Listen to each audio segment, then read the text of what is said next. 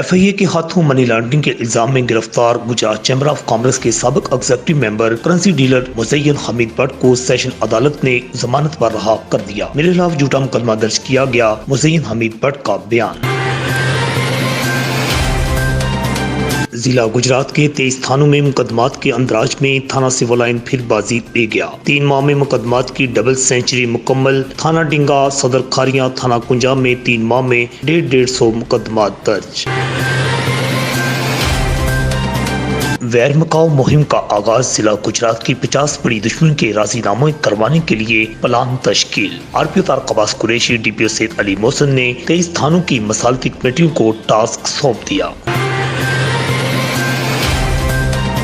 کھاریاں پبی میں ٹریفک حادثہ، ٹرک کی موٹر سائیکل کو ٹکر، ایک شخص جاں بحق، دوسرا شدید زخمی۔ جاں بحق ہونے والے کی شناخت نہ ہو سکی، زخمی عمران کو تشویشناک حالت میں ہسپتال داخل کرا دیا گیا۔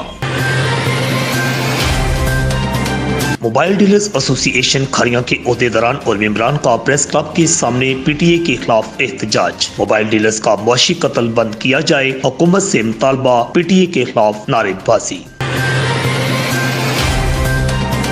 RPO گوجرانوالہ طارق عباس قریشی تبدیلی کے نئے سفر پر گامزن۔ کالجز یونیورسٹی میں جا کر طلبہ طالبات کو جرائم سے بچاؤ اور قوانین سے آگاہی بارے لیکچرز کا آغاز کر دیا۔ 28 مارچ کو RPO گوجرانوالہ طارق عباس قریشی گجرات کا دورہ کریں گے۔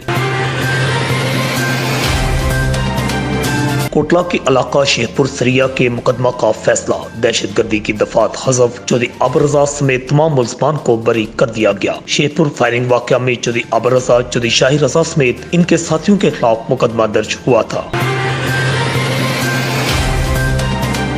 گجرات پولیس کی بڑی کامیابی۔ دہشت گردی، قتل، اقدام قتل اور منشیات فروشی جیسے سنگین مقدمات میں مطلوب انتہائی خطرناک اشتہاری ملزم عبدالرشید عرف شیدی سکنا ضلع ننکانہ کو CIA پولیس نے گرفتار کر لیا۔ شیدی گجرات اور راولپنڈی 2 اضلاع کی پولیس کو مطلوب تھا۔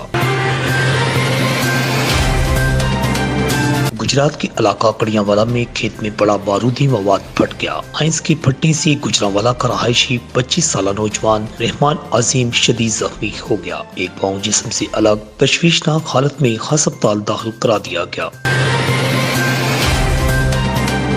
کنجا کے علاقہ منگوال میں ناصر اقبال سکنا کیرانوالہ کو محمد انصر اور چودھری اسلم نے لاکھوں کا جعلی چیک تھما دیا۔ لالا موسیٰ میں خرم شہزاد کے ساتھ 16 لاکھ کا فراڈ، عبدالستار کے خلاف مقدمہ درج۔